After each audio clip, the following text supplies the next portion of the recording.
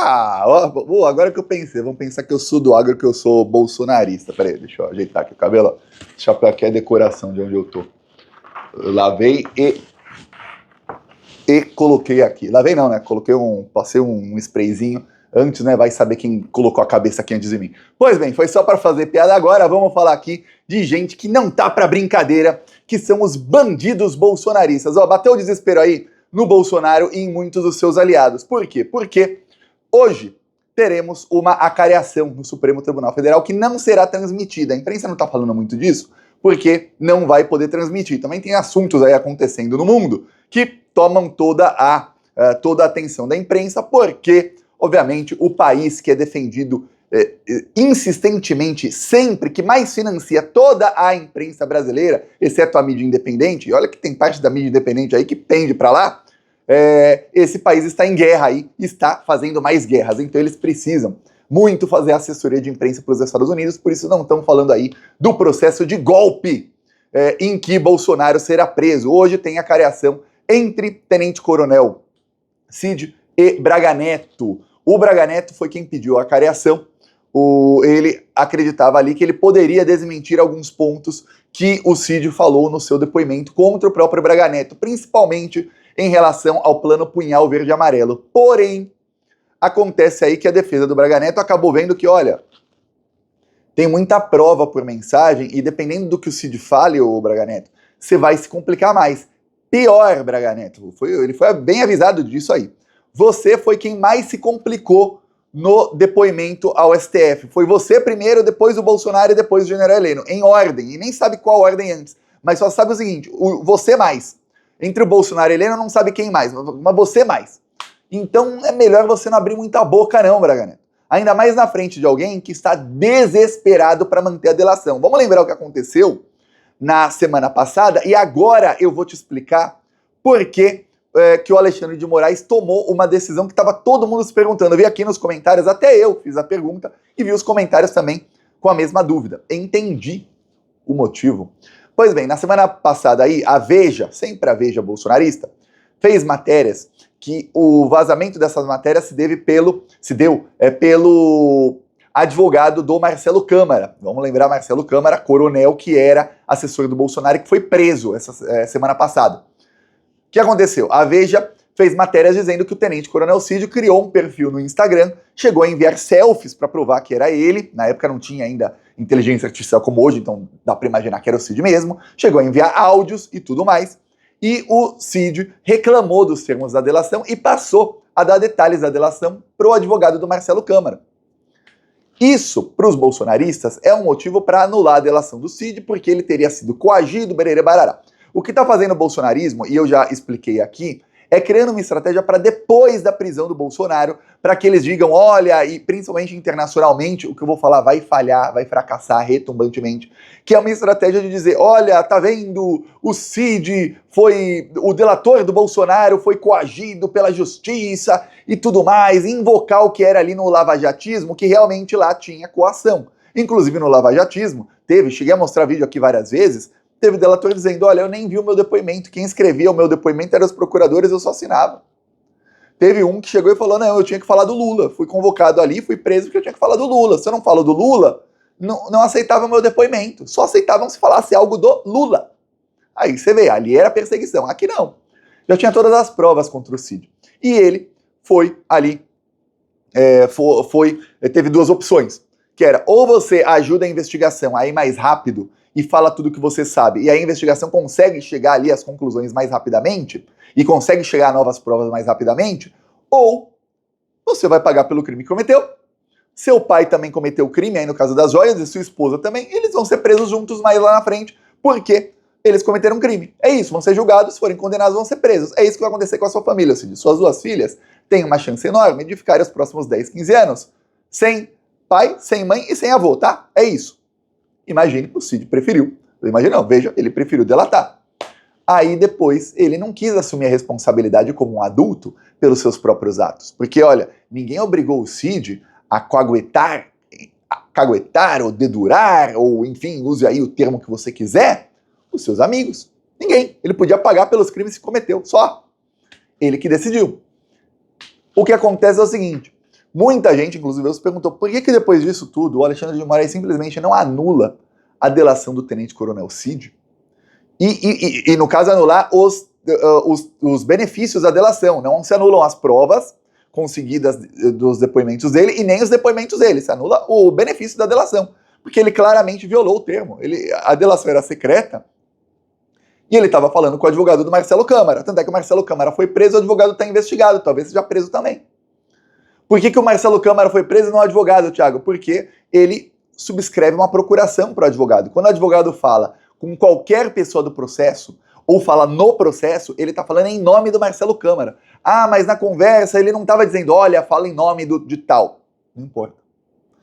Tendo a procuração, e sabendo o advogado, e sabendo o Marcelo Câmara que o Cid está no processo, toda vez que o advogado conversar com o Cid, está falando em nome do Marcelo Câmara. Diga ele que sim ou não importa. Foi preso.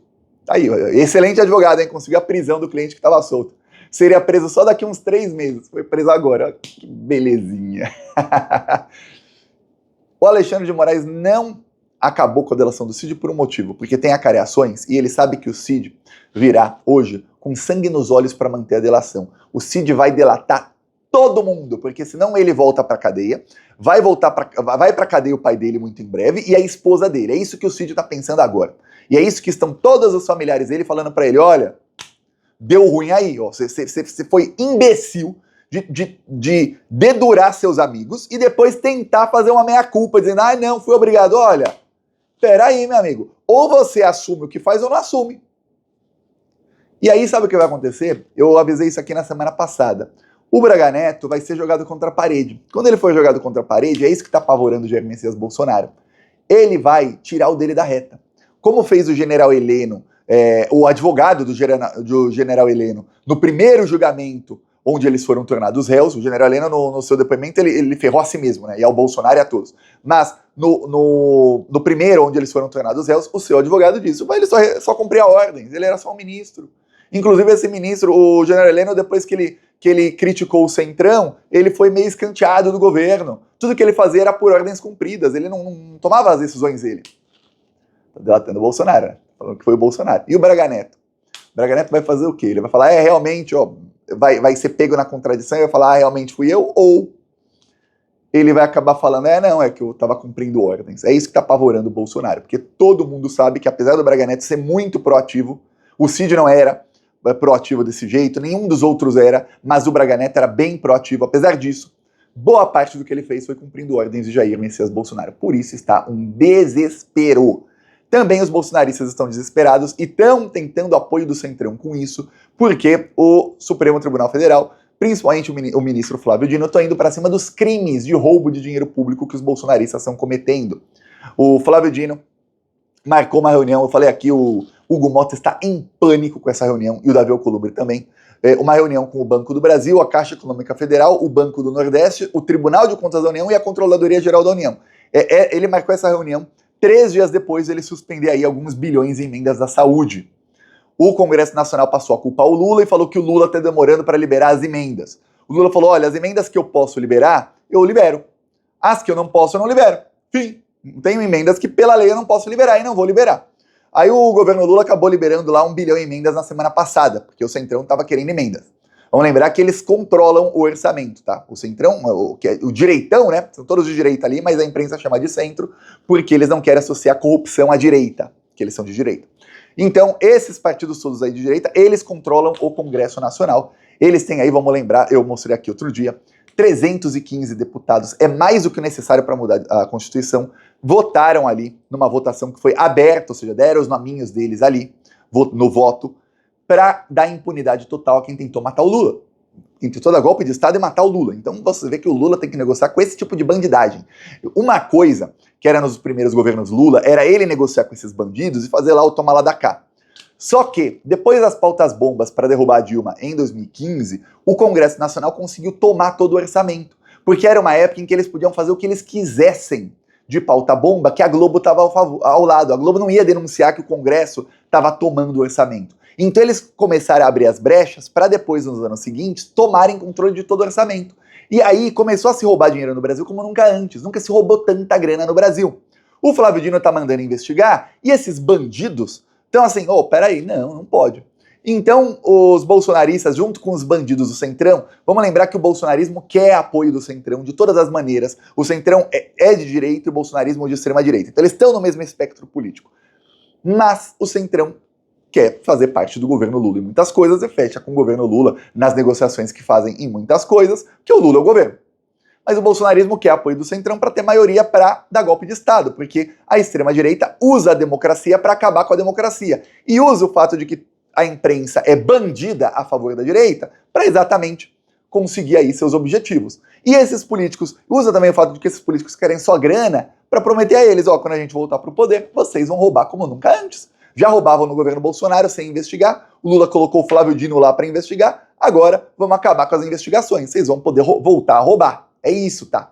Que a extrema-direita faz. Então, eles se organizaram ontem para entrar com um pedido de impeachment do Flávio Dino. Obviamente, o pedido de impeachment só vale se for pautado, mas quem pauta é o Davi Alcolumbre. E o que está acontecendo é que o Davi Alcolumbre é alvo de investigações, porque ele é um dos que mais roubou o dinheiro público, ou, se não foi ele, amigos dele, pelo orçamento secreto. Por quê? Porque a investigação, uma que está com Cássio Nunes, mas que começou por ordem do Flávio Dino, provou que um bandido chamado Rei do Lixo, que roubou mais de 1 bilhão e 400 milhões aí de emendas parlamentares, ele financiava gente ligada ao partido do Davi Alcolumbre.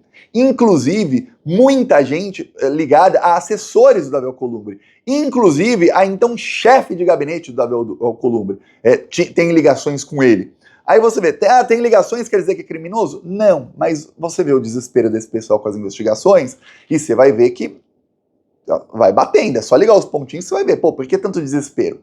Ah, mas o cara é criminoso e tem contato com a chefe de gabinete do presidente do Senado, que é quem libera as emendas, e que é quem escolhe quem fica com tantas emendas. Que coincidência. E aí pegaram também um cantor, nessa mesma investigação, que no casamento desse cantor, ele não cantou numa festa de casamento, no casamento do cantor, estavam ali Ciro Nogueira, Davi Alcolumbre, Arthur Lira, Hugo Mota e alguns outros. Você vê, peraí. São o presidente da Câmara e do Senado atual, o ex-presidente da Câmara, o presidente do partido do presidente da Câmara e alguns aliados. Aí você vê, peraí. Outro aí, você tem ligação com todos os investigados, todos criminosos, roubaram dinheiro público e você não ficou com nada, sendo que você é quem liberou o dinheiro? Difícil, hein?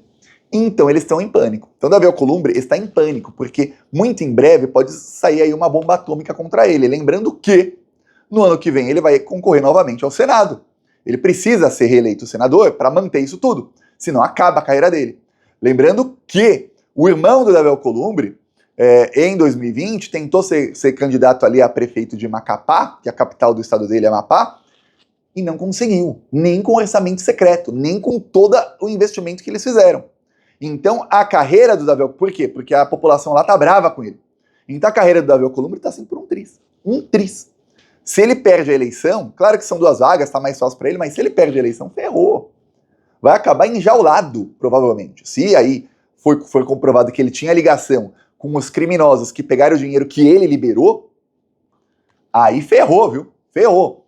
Então esse pessoal tá em pânico e agora estão tentando se organizar para pedir o impeachment do Flávio Dino e estão se organizando para em 2027 terem uma maioria mais de extrema-direita do que é hoje, para que, a partir de 2027, eles consigam principalmente, mesmo que eles não consigam pautar impeachment de ministro, que eles querem principalmente o quê? Impedir o Lula de nomear quem ele quer para a STF. Para que quando o Lula faça as novas nomeações para a STF que ele tem a partir de 2027, ele tenha que colocar gente ligada ao Centrão. Não alguém como Flávio Dino ou Zanin da confiança dele, não. É alguém que ele sabe, esse aqui vai seguir a lei e pronto. Não. Alguém mais como o Gilmar Mendes, que dependendo do caso, ele vai para cima. Dependendo do caso, como quando é contra o Arthur Lira, ele fala, porque a Polícia Federal encontrou provas de que você roubou dinheiro público, anula as provas. Essa investigação é perseguição. E aí o Gilmar Mendes empoderou o Arthur Lira, que na época, depois que foi anulada a investigação contra ele, passou a peitar o Lula. Que ele ficou 6 meses sem peitar o Lula, assim, com medo de investigação da Polícia Federal. Aí depois, quando o Gilmar Mendes deu ali uma mãozinha para ele, aí ele passou a peitar o Lula. É isso que toda a direita quer, que o Lula seja obrigado a indicar gente mais ou menos assim para o STF, que deixe que eles peitem o Lula e que empodere esses políticos contra o Lula, e principalmente, se for alguém do nível, vamos falar aqui indicações de Lula e Dilma, se for alguém do nível Toffoli, Fux, Carmen Lúcia, Barroso, Fachin, Joaquim Barbosa, pô, melhor ainda para esses bandidos, porque esses aí são de direita, com um pé e meio na extrema direita, e aí eles vão lá e prendem petistas sem prova, que é tudo que o Centrão quer que aconteça em algum momento. Se não, e a direita toda e a imprensa quer que aconteça. Se não for agora, que é véspera de ano eleitoral, que seja ano eleitoral ano que vem. Se não for ano que vem, que seja a partir de 2027, que é o quê? Pô, inventa uma investigação qualquer e prende um monte de petistas sem prova, como na época do Mensalão, como na época lá da Lava Jato. E o quê? E aí a imprensa faz aquele papel de fazer muita fake news, e a gente já viu a Daniela Lima fazendo fake news sobre o INSS, pegando ali, falando que tem 90 bilhões que o governo Lula roubou dos aposentados. Olha só, fake news das piores, saindo da Globo. Ou a Andréa Sadi falando que, olha, a Janja causou mal-estar com o governo da China, e aí abafou que o Lula conseguiu 130 bilhões em investimentos, que ficaram só falando da mentira da Andréa Sadi. Essa é a nossa imprensa, tá bom? Agora, eu tô falando duas jornalistas aqui, que eram, e eu leio os comentários, ídolas de metade dos e das plantonistas. E que eu já tô falando aqui há anos. Olha, esse pessoal aí, agora que o Bolsonaro é presidente, quando o Bolsonaro era presidente, são aliados de hora. Não são amigos. É gente de direita, é gente mentirosa. Aí, vimos aí o que aconteceu nas últimas semanas. Temos aí, se essas jornalistas que eram ídolas da esquerda fazem isso, imagine o William Bonner. Imagine os apresentadores do Jornal Nacional, imagine aí no Jornal Hoje, no Jornal da Globo, nas outras emissoras de TV, etc, etc, e a gente vê como a imprensa é criminosa contra o Lula, como a imprensa mente que nem sente. Então, é isso aí que eles estão sonhando no futuro. Tem uma maioria ali no STF para que eles possam voltar a fazer ali, inventar um escândalo de corrupção. E você vê que acontece mais ou menos a cada 10 anos. Inventaram o Mensalão em 2005, inventaram a Lava Jato no finalzinho de 2014, mas foi mesmo em 2015. Estamos em 2025, já estamos aí entrando em julho, e não teve. Geralmente é 2005, 2015, veremos agora. Estavam tentando ali no caso do INSS, não conseguiram, porque foi provado que era do Bolsonaro. Aí você vê. Eu peço a sua inscrição no canal, seguimos aqui na luta contra esses malditos e esperemos aí que a giripoca vá piar contra Bolsonaro mais tarde. Falou!